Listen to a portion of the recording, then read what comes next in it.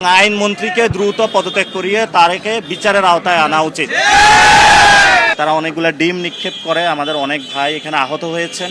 বিভিন্ন যে দেশীয় অস্ত্র নিয়ে আমাদের উপরে তারা হামলা করে। আমি এটা প্রত্যেকটা জুমায় এক একটা জায়গায় গিয়ে থাকি।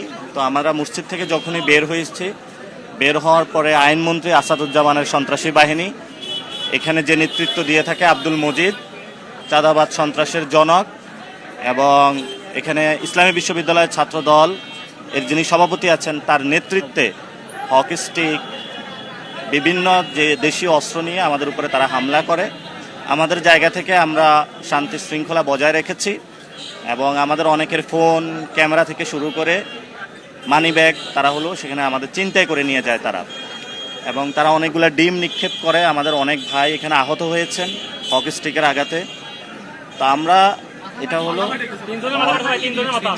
তিনজনের তারা মাথা ফাটিয়ে দিয়েছে। আমরা এটা সুষ্ঠু তদন্ত এবং বিচার চাই। তো যিনি আইনমন্ত্রী দেশের, সেখানে তার এলাকায় যদি এই ধরনের আইন শৃঙ্খলার অবনতি হয়, সেই জায়গা থেকে আমরা মনে করি যে আইনমন্ত্রী তার জায়গা থাকতে পারে না। ঠিক ঠিক।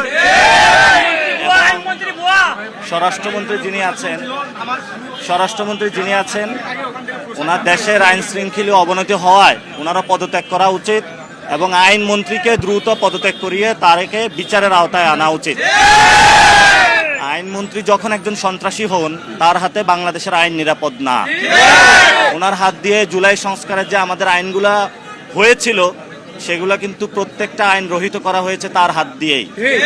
এই জন্য যতদিন এই আইনমন্ত্রী থাকবে ততদিন বাংলাদেশের সংস্কার এবং আইন নিরাপদ নয়। আমরা অতি দ্রুত তার এবং গুন্ডা পান্ডা বাহিনী যারা এখানে অ্যাটাক করেছে আমাদের উপর হকি স্টিক দিয়ে, তাদের আমরা বিচার চাচ্ছি।